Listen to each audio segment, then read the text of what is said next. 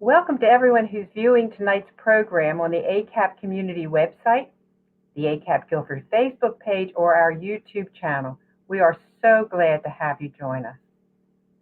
For those of you who may not be familiar with who ACAP is, here's a brief description. At its core, ACAP Community is an educational 501c3 nonprofit organization that offers information, resources, support, and community for those of us who are caring for aging parents. As you can tell from our name, our focus is on supporting adults as they care for their aging parents. However, all caregivers are welcome, whether you're an adult child, another relative, a friend, or a professional. Each local ACAP chapter offers monthly programs that address issues related to aging dynamics, family dynamics, adult-child caregiving. Presenters are experts on the topics they address, and many are or have been caregivers for their own parents and or in-laws. We now have 7 chapters across the United States. ACAP Guilford meets each month on the third Thursday at 6 p.m. We meet at Senior Resources of Guilford at 1401 Benjamin Parkway in Greensboro, and virtually on our Facebook page and the ACAP community website. Past programs from all of our chapters can be viewed on our YouTube channel, and we also post podcasts. Tonight we have a wonderful sponsor, Providence Place Senior Health and Housing.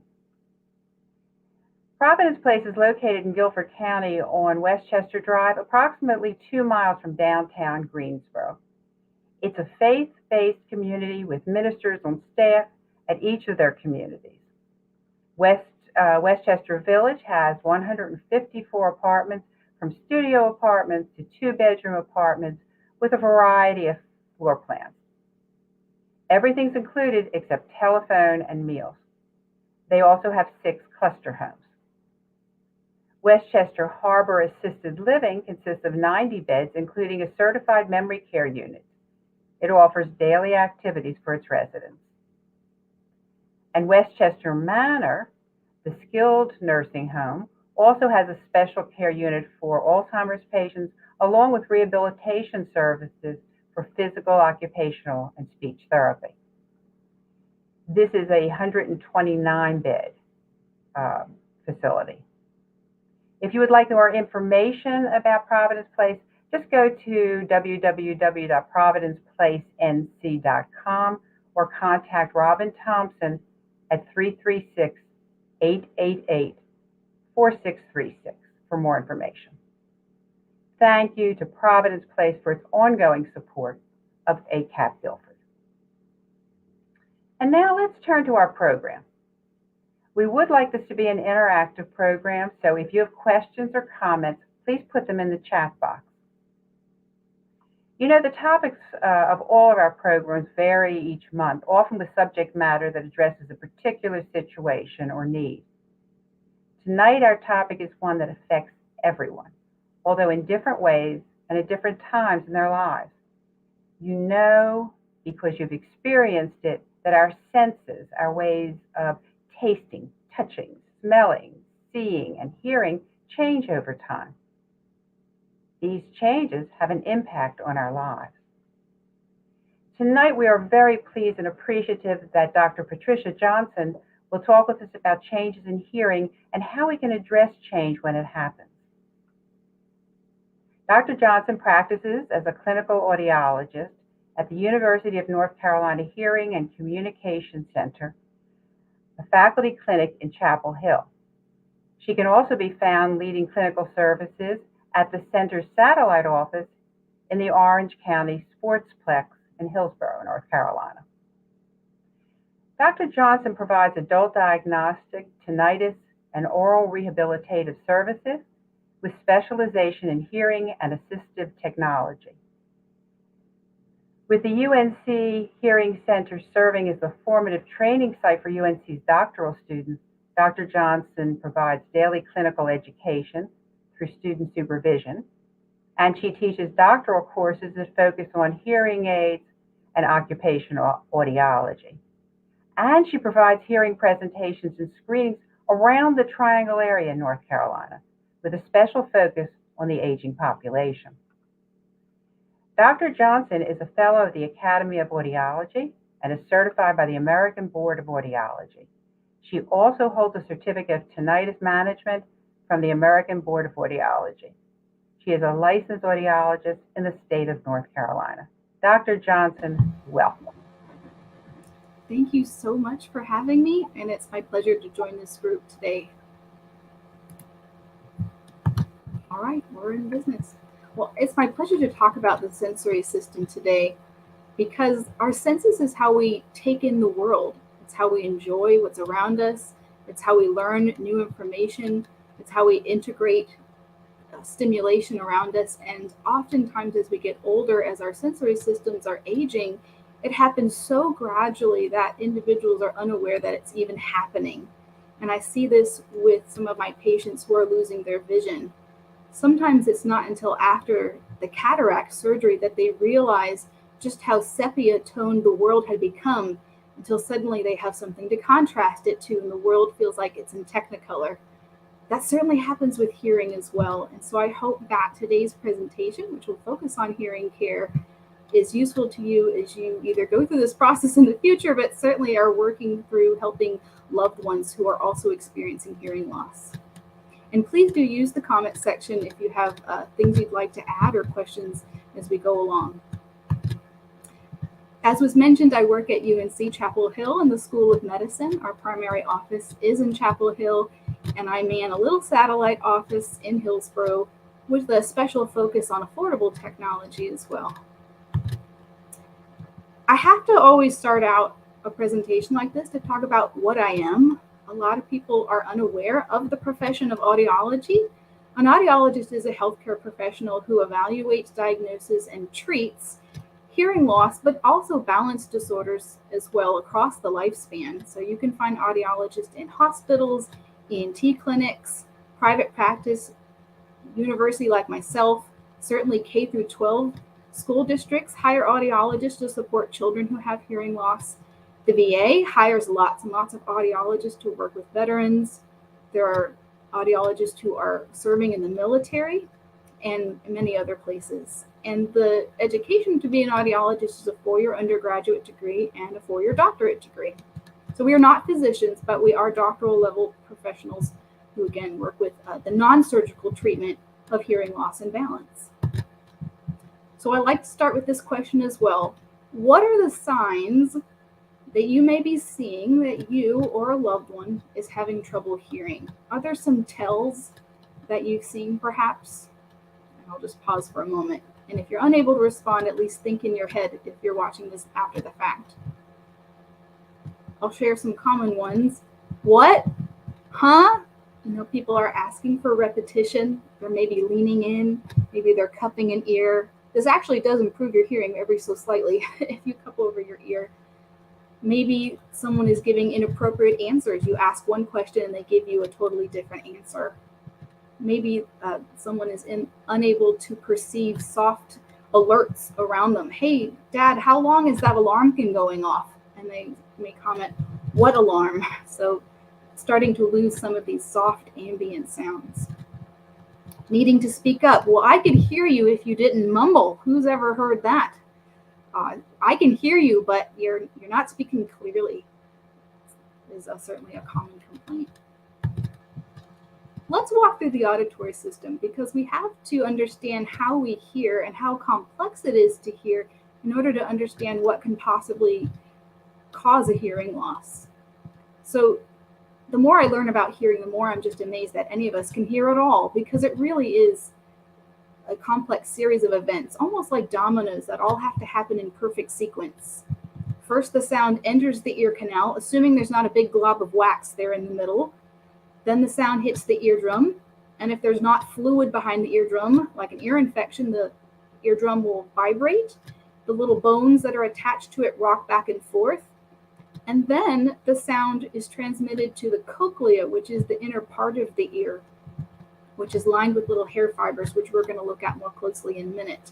That's where the sound transitions from being a mechanical movement to a neural response. Then the sound travels up through the auditory nerve, and the brain has to do something with the sound that it hears.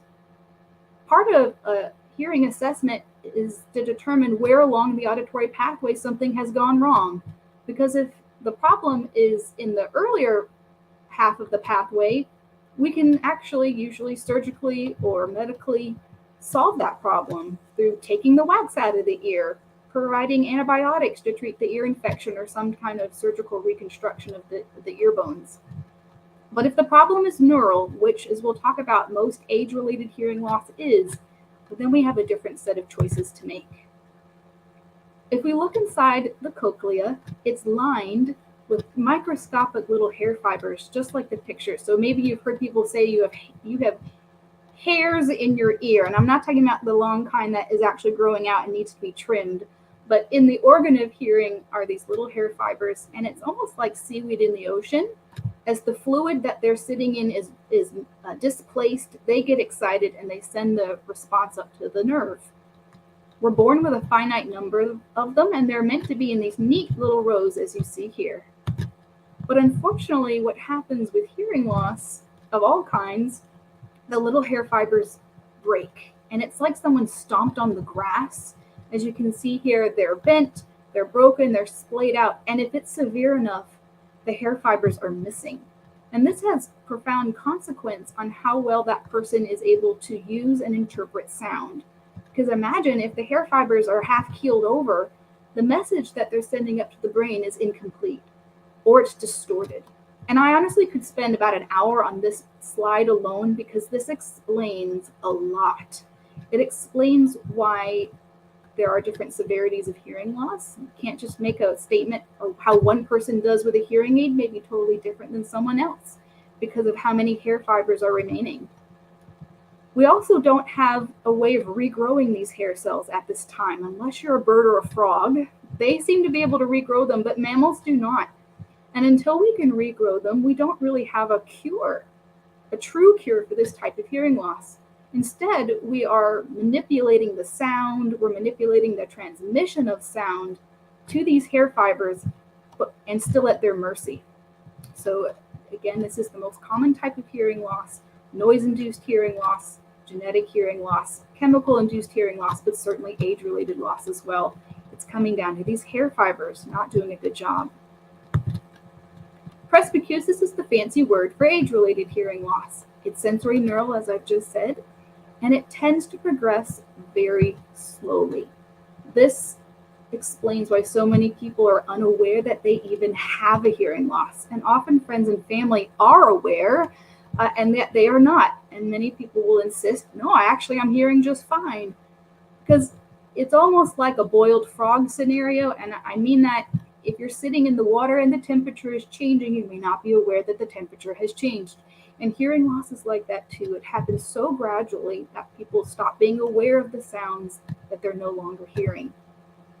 It tends to impact high pitches first, which we'll look at why that matters.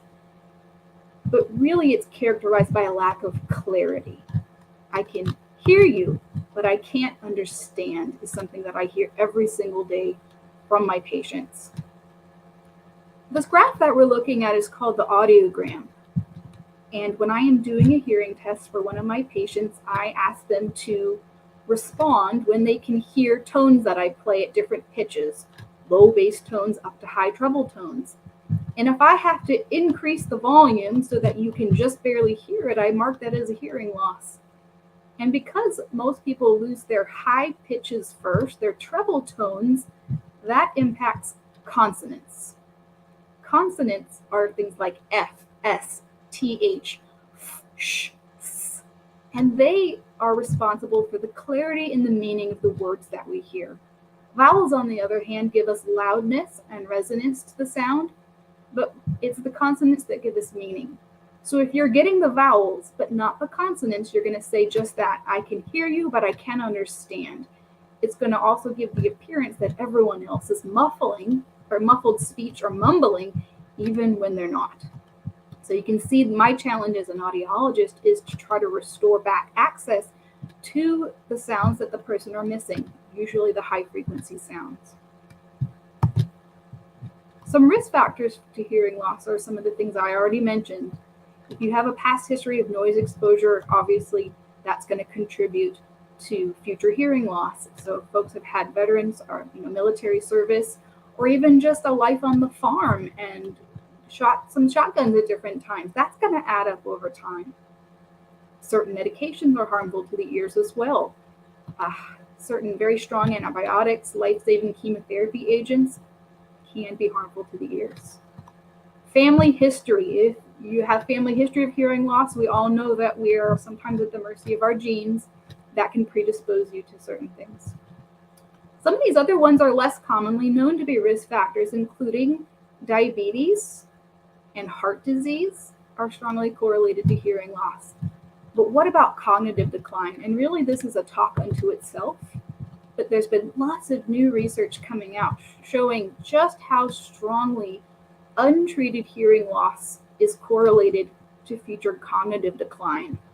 And I want to walk through a little bit of that today because I think it's very intuitive that this would be the case. So we looked at the inner ear shortly ago. That's the peripheral auditory system. That's what receives and captures the sound that we hear. But then the sound is sent up to the brain, and our brain has to make sense of it. We call that auditory processing.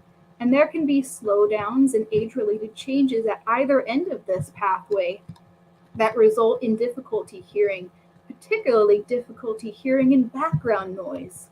So sometimes folks are actually doing pretty good in quiet environments, but as soon as they're in a noisy place like a restaurant, they fall apart and they have a lot of hard time hearing. That's the brain now impacting how the sound is being processed. So it's two different tasks. Detection is, can I tell if the sound is there? Processing is, can I extract meaning? And that changes as we get older as well. Some of us are very good at using context cues, visual cues, reasoning, our prefrontal cortex that makes decisions to help us out and compensate for that processing, and some of us are not as good at that.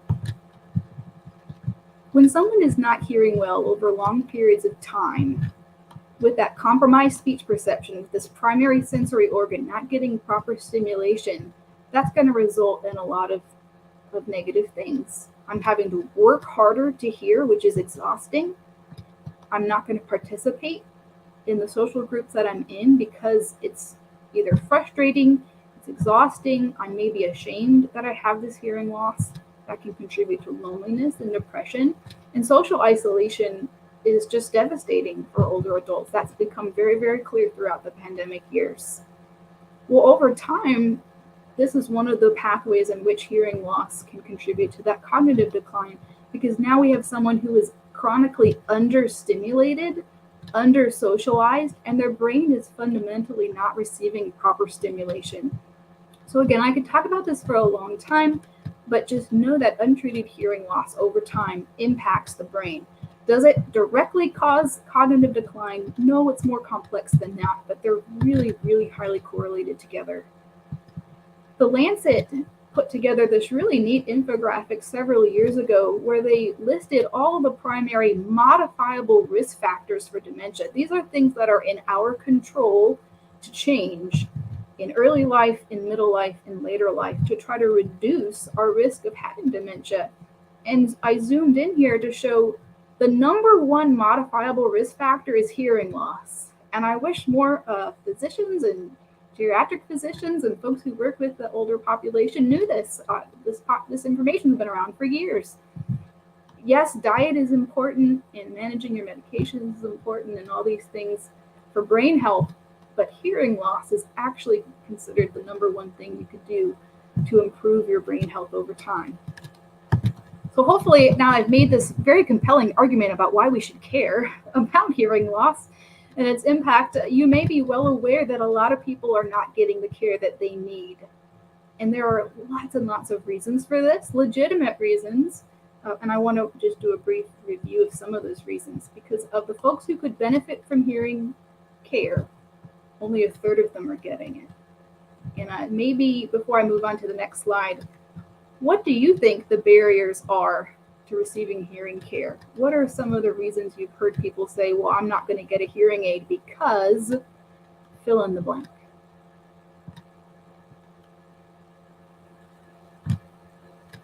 Just give folks a minute to think about that.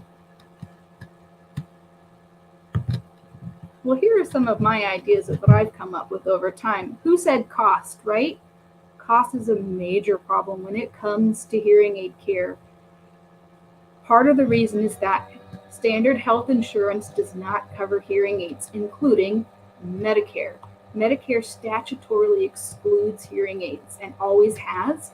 Efforts to expand Medicare to cover ears and teeth and eyes have not gone anywhere. They have never expanded it to cover it. So then when someone goes to get their very first hearing aid, they often are shocked to realize that they're going to be paying for it out of pocket, which is criminal. Like it is. This is clearly a significant part of someone's health and well-being, but this is the way it's been for a long time. So if something like a hearing aid is going to be out of pocket, then it's going to be a great burden to someone to pay for. Stigma is also a major factor here, and I hope at some point in some of your other modules you've covered on ageism. Americans have a real problem with coming to grips with aging. We would like to age against all odds, or not to try to avoid aging against all costs. And so if hearing loss is so strongly associated with getting older, well, then I'd rather not have a hearing aid so I don't look old, which is unfortunate because it means that you're putting your own health care to the side. There's a lot of misinformation about where to go to get hearing care, which is why I'm excited to give talks like this, to give some more factual information about where to start. And even among the medical community, there's a misinformation about who audiologists are, what services we provide. And often when someone is going to their primary care physician, the types of questions and screenings that are being done are related to your heart and your lungs. They're trying to find the things that could be deadly. And often looking in the ears or discussing hearing loss is not happening. They just don't have the time. And I think that the patient is waiting for the physician to bring it up for the first time, and the physician is waiting for the patient to bring it up for the first time. So take the initiative and say, physician, would you please send me a referral so I can get my hearing tested? So now let's do a walkthrough of hearing treatment. Let's say someone has gotten to the point where they actually are ready to get started on this journey. Just know that there are treatment options that are provided by, of course, an ear, nose, and throat physician, and then there's treatment options that are related to audiology. Anything that requires surgery and medicine needs to be under the care of a physician. Non-surgical options are provided by audiologists, and that includes hearing aids, other types of assistive technology. And then this category in the middle I put is ENT and audiology. Those are surgically implanted devices like cochlear implants, where the skilled surgeon puts it in the person's head and then they hand the patient off to the audiologist to activate it and manage it over time. Most people are not going to have surgical options for their hearing loss. Most people are going to fall in the category of needing a hearing aid. And this is where it gets really complicated really fast, especially if you at any time have run into advertisements related to hearing aids. There are so many out there. And unfortunately, the manufacturers that make these products are all fighting for your attention to tell you that their hearing aid is the very best hearing aid of all of them. And there is no one perfect hearing aid. There's just pros and cons. There's advantages and disadvantages to different styles of hearing aids. Some of them fit over the ear. Some of them fit in the ear and are very tiny. Some of them are rechargeable. Some of them have Bluetooth. Some of them are easy to manage for someone who is blind, and some of them are so small the dexterity would need to be very excellent to change the batteries, etc., etc. So no matter what is considered, it needs to follow the patient's needs and preferences and stop focusing on one magical brand. The brand just doesn't matter. They're actually far more similar across brands than you ever realize. And what also is kind of a dirty secret in the hearing aid industry is that there's really only 5 hearing aid companies in the world. But if you looked at advertising, you would think there was lots and lots and lots of companies competing. And that isn't true. It's the same parent company rebranding their technology under different labels. So I often counsel folks who are doing their own research on what hearing aid to get, that you might be wasting your time because you don't realize you're comparing two apples to each other and not an apple and a banana. So just know that it's very, very hard from the consumer standpoint to wade through all of these options independently without a professional. This is the proper step toward getting a hearing aid. It always starts with a comprehensive hearing test by an audiologist. And then if we find that there is something that requires a specialist like an ear, nose, and throat physician or physical therapy, we will make that referral out of our office. Next would be a consultation to decide which hearing aids are most appropriate. And it's a review of all the things I just mentioned. What are the patient's goals? My plan with all of my patients is that the hearing aid matches your actual goals, because there may be features you really don't need to be paying for if it doesn't match your lifestyle. Then the hearing aid has to be fit and programmed so that it is safe and effective and providing the appropriate and right amount of sound. And we need to teach you how to use it. So they have to be cleaned, they have to be maintained, and there's going to be follow-up appointments as well to make sure that they're doing well. Where can hearing aids be purchased? Well, I'm an audiologist who is also a dispensing audiologist, so I fit hearing aids, but you also can get hearing aids from a hearing instrument specialist, and you may not know the difference. You may not tell that the person wearing the white coat in front of you is one or the other, so don't be afraid to ask. In North Carolina, a hearing instrument specialist is a licensed sales individual who is selling often many of the same hearing aids that an audiologist might be selling, but their base education is quite different. In North Carolina, it's a high school diploma, and then there's a 1-year apprenticeship in order to sell hearing aids. But they are not medical professionals, and they are not allowed to work with children. Hearing aids are also sold through retail chains. I get asked about Costco all the time. Most of the retail chains, the big box stores, are not hiring audiologists to sell those hearing aids. So again, just be thinking, what kind of care am I looking for, and what is the expertise of the person who's fitting the hearing aids? But starting in the fall, there's a new class of hearing aid that is now sold over the counter. And I could talk about that also for over an hour, but let me just briefly say that it's not that the original hearing aids that I fit are suddenly being sold over the counter. There's a new class of hearing aids that are made and designed to be sold over the counter. They are intended by the FDA for those who perceive their hearing loss as mild to moderate, and the technology is more simplistic, more self-directed. If someone has more than a moderate hearing loss or just higher levels of care, and they're going to need to still go through a licensed professional like an audiologist to have that hearing aid appropriately fit for them. There's pros and cons to over-the-counter hearing aids. It's been oversold as the end-all solution to the cost problem. And I think that that's fairly short-sighted, because who's going to benefit are folks with the least amount of hearing loss, the highest amount of self-agency to be able to direct their own health care, and the best quality over-the-counter are still about $1,000 for the pair, and so they're not extremely affordable either. What people really are looking for is better health and coverage to pay the audiologist to help them, not take the audiologist entirely away. So please write your congressperson and tell them that Medicare should cover hearing aids, not just to put more of them on the counter. Some people will do well with them. Some people are going to settle for them when they really needed higher level care. Some important facts about hearing, and I'm sorry some of the text is kind of overlapping itself.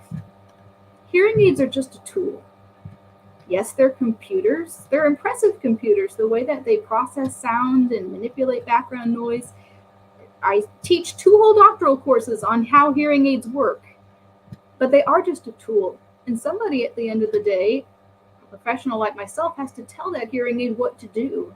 And if it's not programmed correctly, you may have a hearing aid that is not functioning the way that it should. So to that end, the provider really matters a lot more than the actual product. The brand just doesn't matter. And unfortunately, you can spend a lot of money on a hearing aid and not get the outcomes that you should. if it's not fit correctly. I also will fit a $600 hearing aid appropriately using best practice, and it can be wildly effective for that individual. So just know that it has to be programmed appropriately. Also, as I said earlier, we don't have a cure for sensory neural hearing loss. So if a hearing aid is a tool, it needs to be part of a wider rehabilitative plan. Relearning to hear takes time. Most people did not lose their hearing instantly overnight. It happened gradually over many years. We often have to retrain the brain back up again to tolerate sound, to relearn how to hear sound. So if you have someone who's struggling, you might advise that they stick with it, get over that initial hurdle of getting used to sound again, and the brain has to actually reintegrate that in. We're headed toward the last few slides here, and then I'll be opening it up to questions. But if you're thinking of your loved one who may be having some early trouble with hearing, you may be thinking, well, where do I start? What do I do? Just start with observing your loved one. How are they communicating? Do they seem engaged? Do they seem like they're not really participating? Are they in the room but not really following the conversation?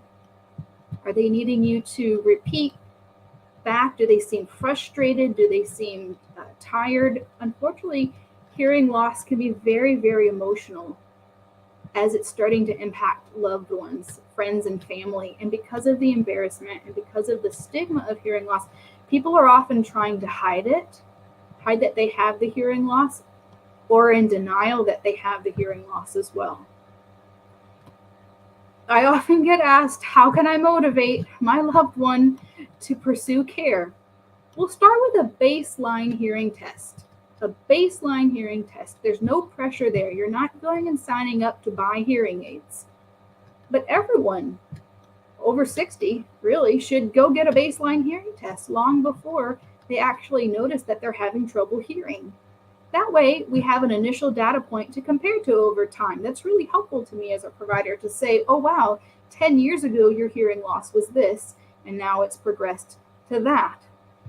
Also, because we're so poor at detecting our own hearing ability, getting a baseline sometimes does uncover problems people weren't even aware of. So encourage that baseline test. We monitor so many other parts of our healthcare, our weight and our blood pressure and our blood sugar, and our ears we just completely ignore. So just encourage them as part of their general wellness to get that baseline hearing test with an audiologist. If you're looking for medical advice and a comprehensive medical evaluation, it needs to be done by an audiologist.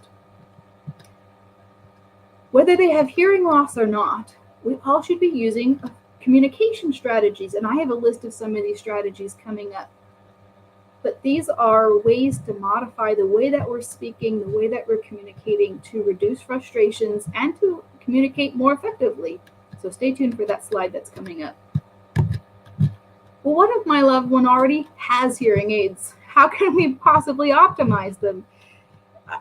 We all know someone who just hates their hearing aids. I'm sorry. There's people out there who hate their hearing aids. There might be there's often really legitimate reasons for it. Consider whether the hearing aid is being well maintained.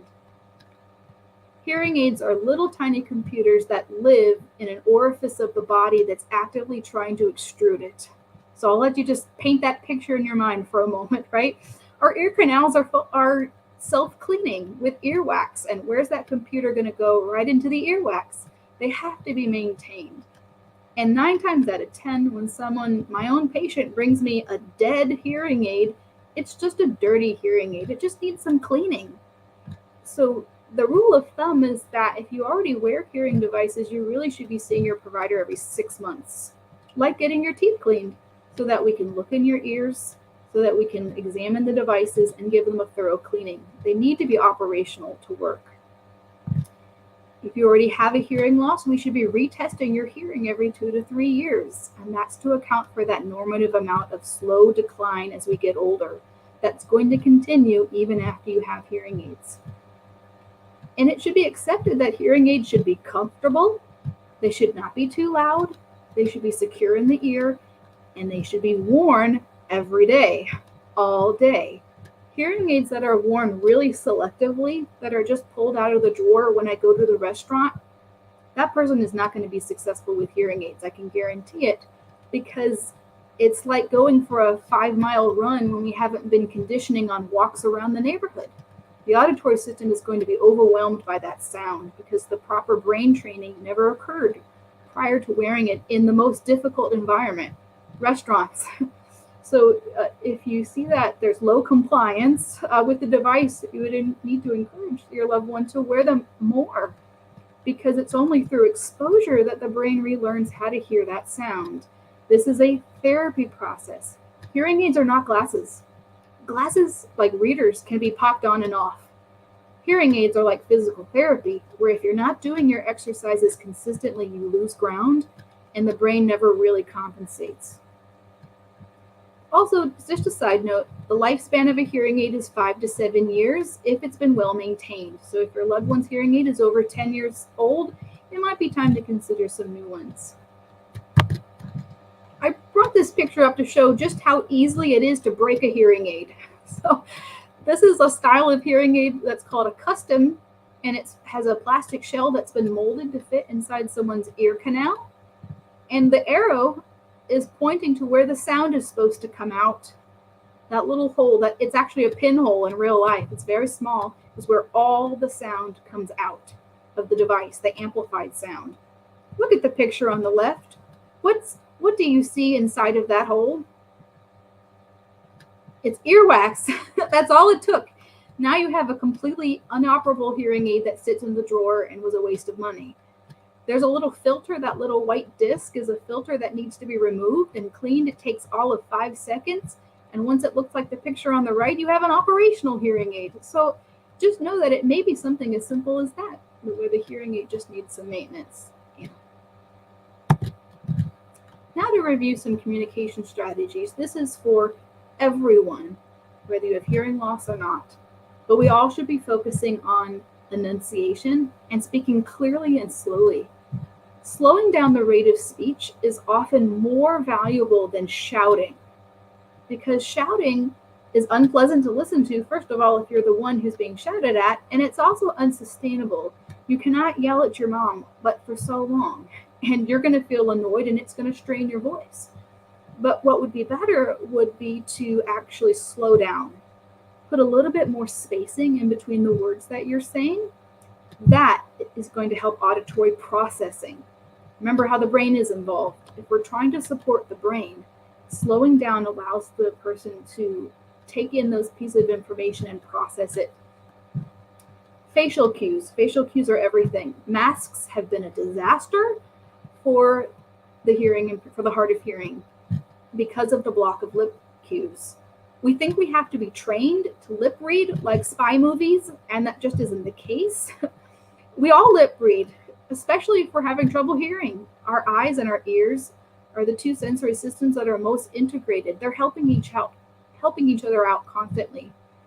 So if you can face someone and give them your whole face to look at, they're going to hear better. Get someone's attention before speaking. This also means getting up and being in the same room if you're going to have a conversation. But by getting their attention, now that listener is ready to hear. Remember, hearing and having a hearing loss can sometimes be quite exhausting. There's only so much cognitive energy resources that we have. So if we can get someone's attention, they can stop whatever else they're doing and now bring all of their auditory attention to the conversation at hand. Be patient. Certainly, it's going to require coming back to these communication strategies over and over again. Just know that your loved one is doing the best that they can.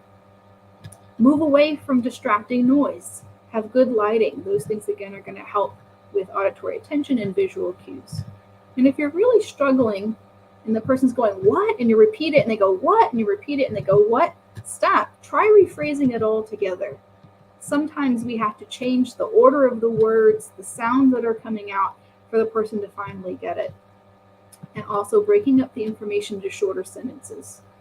If you could implement even half of these things, I can assure you a considerable amount of your miscommunications would be resolved. Because miscommunications are going to happen whether you have hearing loss or not. Sometimes we bluff and get away with it. Sometimes we laugh it off as, oh, that's not what you said. But it ultimately can be very frustrating. Focus on speaking slowly and clearly. Help with the missing consonant sounds for distinction. And give people as much facial cues as you can. This is our YouTube channel. This is open to everyone. If you go to YouTube and look at the UNC Hearing and Communication Center, it's a wealth of information. Now, we put out recorded webinars, not unlike this one that I'm doing right now, once a month, every other month, on a variety of different topics. One of our topics is specifically for caregivers on how to take care of hearing aids. So I highly recommend that you remember this and go and find that one if your loved one already has hearing aids. We're not able to cover every single model of hearing aid that exists, but I think you'll find some very practical steps on how to clean them, how to tell which one goes in the right ear versus the left ear. These things are not obvious. These are things that often have to be taught. So if you're looking for some reinforcement to help a loved one who already has devices, and or just learn more information about tinnitus and pharmacology and hearing loss, and et cetera, please check out our YouTube channel. Those resources are available to everyone. That was a whirlwind presentation. We covered an awful lot. This is my contact information. If you would like to send me an email, I'm a professor. I love taking questions, even if you're not my patient or loved one's not my patient. I don't care. I just want to provide education. So please contact me at patricia_johnson@med.unc.edu. If you happen to be local to us, or at least within driving distance to Hillsboro, we'd be happy to see you or your loved one. The contact number is there, as well as our website.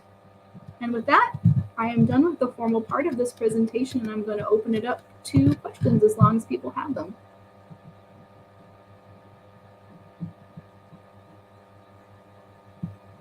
And you can put them in the chat if you'd like.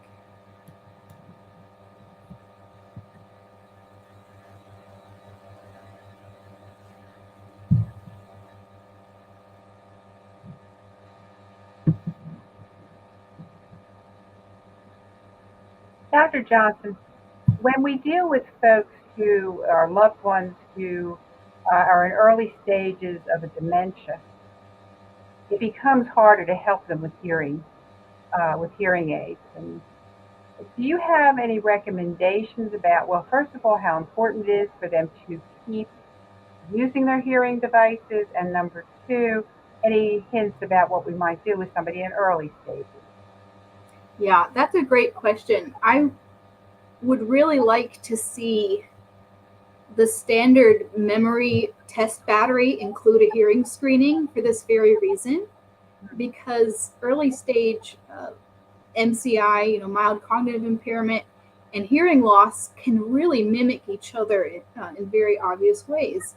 My loved one's not giving me an appropriate answer. Is it because they didn't hear me or because they misunderstood it? They seem sort of out of touch. They seem a little aloof. Well, maybe that's that social isolation that's happening because they're not hearing well. So if you even think that your loved one's starting to have memory loss, or they're starting to go through those early test batteries with their physicians and neurology, get that hearing test. Absolutely should be one of the first things that is done, because earlier is always better. When someone has the muscle memory already built in on how to put a hearing aid on, wow, 10 years later, that's going to pay dividends, because it is hard once dementia is already set in, when someone's dexterity has gotten poor, to train someone who's 90 instead of 75 how to put on a hearing aid is very, very different. It can be done. It takes a lot of patience. That's my job, but it's earlier is always going to be better. And for someone who has both, we know that they have both memory loss and hearing aids, you support them as you can. You're probably going to need to train a caregiver on all the same things that I'm also training the patient to do. Mrs. Smith, this is how you clean your hearing aid. Adult child, this is how you clean the hearing aid. Let's write out the instructions, hear the resources, but make sure that the whole care team kind of knows what the routine is. How can we reinforce routines as much as possible? So as I said before, when the hearing aids are really selective, we sort of leave it up to the person to wear them when they want, they're not going to be worn. Those are hearing aids that are in the drawer. So the expectation is that when I get dressed, I put hearing aids on and I wear them really all day. They're an integrated part of my routine. I certainly had the experience. I have the experience of going to memory care facilities where the care providers feel like there's no reason to continue to provide the hearing device, the hearing aids, which is you could comment on that. I don't have to comment. Oh, I know of these cases, and it breaks my heart because the hearing system is filtering everything else. It's how they're going to connect with the world. It's how they maintain the relationships that they have. It's just so important all the way to the end of life. And I have great cases of some of my own patients who you would have thought too far gone. This is going to be too hard. And once we fit them with the hearing aids, it's like they were a different person. Now, I can't always promise that kind of result, but it seems like it's worth trying because people will start to close in on themselves at faster rates if they're not hearing well. And I've had friends and family say, wow, what a difference. We didn't know we could keep having the conversations that we're having now that they're hearing better. So they are going to need a lot of support. There are certainly, sometimes we get to a point where the patient themselves does not put their own hearing aid in each morning. It's a nursing staff has that in the directive that they are the ones who put them in and they're the ones who change the batteries, etc. But if you can keep it going as long as you can, it's really one of the best things you can do. Thank you. You have a question in the chat. Would you like me to read it to you? I can read it. It's asking for more information about tinnitus, and then a separate question is about the connection between hearing loss and dementia. And I'm going to start with tinnitus because that is a topic special interest of mine. Audiologists tend to say tinnitus, but tinnitus is also considered to be acceptable. And tinnitus is when you hear that sound in your head that no one else can hear. And I'm not talking about voices per se. It's usually kind of a high pitch. And it's very, very normal to have that sound kind of fade in, fade out, and then not think about it for a month. But for some people, they have chronic tinnitus where it is constant. The sound never stops. And just know it doesn't have to be a high-pitched whine. It could be cicadas. It could be ocean waves. It could be a roaring. It could be, I've heard so many wonderful descriptions. Someone described their tinnitus as the stars sparkling. I mean, it could be any, that's actually sounds kind of nice, but it can be any sort of type of acoustic sound that only you hear in your ear. And for folks who have this sound at such a volume and at such a level that is taking over, it can be very distressing. And so those are the cases that I see are folks who are suffering from their tinnitus, who feel that either they're having trouble hearing because of it or can't relax or having trouble sleeping. And what it is, our best understanding of tinnitus is that it's back to those hair cells again. So inside the cochlea, those little hair fibers have been damaged in some way, usually noise exposure, where they are misfiring, and or the brain is also now understimulated and is creating false stimulation along the pathway back and forth between the brain and the ear together. So it's both the brain and the ear miscommunicating. And that's why we don't have a cure for tinnitus either. Although there's certainly plenty of snake oil products out there that advertise that. So please don't waste your money on supplements to get rid of the tinnitus. They're placebos. If you are suffering from tinnitus, you really should see an audiologist like myself who specializes in that management. And I use the word management because we are working with sound as therapy, and we're also working with the psychological component of the distress to help someone live a better life. So just know that there's very meaningful things that can be done. Many of these people also have hearing loss and don't know it. And so we have to rule that out as well. Did you see any impact of COVID on hearing? We know other senses seem to be affected, like smell and taste. Did you see that for hearing? That is much debated. I think that audiologists have lots of anecdotes of folks who could come in and say, my hearing changed or my tinnitus changed after my booster, after I had COVID. But these are one-offs. The wide numbers have never shown any strong correlation between either the infection or the vaccinations to actually cause sudden hearing loss or cause tinnitus over just the general types of things that we see. So I have these cases too, but I'm very, very careful to say that the research has not yet supported any higher rates than we would have just seen anyway. Really serious viral infections have always had the possibility of causing sudden hearing loss. And I don't know that COVID is any worse than anything else. Great. Other questions? What COVID did do is delay care. I've got lots of people who did not get appropriate care for all their health conditions for several years and are kind of coming back and saying, here's my hearing aid. It sat in the drawer for the last 2 years. Can you reteach me how to use it? And that's fine. We can do that. And then, of course, I mentioned the impact of masks have been really awful for folks with hearing loss. I've had people come in with actually mild hearing loss that maybe would have not come to see me, but because of the impact of masks, they realized how much they were using lip reading as a compensatory strategy. And once you took it away, they're like, I don't think my hearing's that good. I have one more question, and having listened to you, I think you probably have a wonderful way of communicating with your patients that helps them make the leap to saying, okay, I will get tested, or okay, I'll wear a hearing aid. So in the case of people who attend ACAP programs, typically they are care providers. Typically they're care providers for their parents, and so there's a relationship there that might be hard to bridge. Do you have suggestions about how to begin that conversation when the child, the care provider, is noticing the change before the parent? This is a loaded question, as I know you're all, anyone who's watching this, if they haven't had the discussion about driving and the discussion about home maintenance and all these things of independent living are really, really hard. And I think you share your experience first. You know, I noticed the last time that we went out, it didn't seem like you were having a lot of fun. Like it seemed like you were having a hard time hearing, and that makes me sad. It makes me sad to see. I feel like you're maybe pulling away. Have you noticed you're struggling to hear more than before?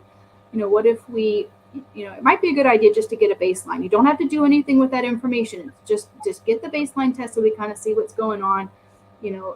Avoid the retail setting. That's another reason to see an audiologist is don't go to a place that is incentivized to sell a hearing aid. Go to a medical community, someone that the physician refers to, so they can get that comprehensive test. But I think framing it and how it's impacting you is a good way, as opposed to people are going to feel like the blame is being put on them. Well, you can't hear, and versus I see that we're not communicating really well, and it's starting to frustrate me because I this, that, and the other. That's a beautiful answer, a very kind answer. Thank you. Francis, someone in the comments asked about hearing and dementia. That was an earlier part of my discussion. So I wasn't going to get into the details too much, but just know that it is touched upon earlier in the presentation. Right, and we will be posting this presentation. Dr. Johnson, thank you so much. You've provided us with an enormous amount of information, along with a positive and encouraging way of approaching our own health and the health of people we're providing care for. Thank you for being with us tonight. And special thanks also to our sponsor, Providence Place. Our program next month will be on Thursday, July 20th at 6 p.m. at Senior Resources of Guilford in Greensboro and online. Please come to learn about being a tourist in my town, community resources, and activities for keeping older loved ones engaged. If you would like to be notified about our upcoming programs, please like us on our Facebook page at ACAP Guilford, or register for any of our upcoming programs on our website at ACAP Community. Thank you for coming, and good night.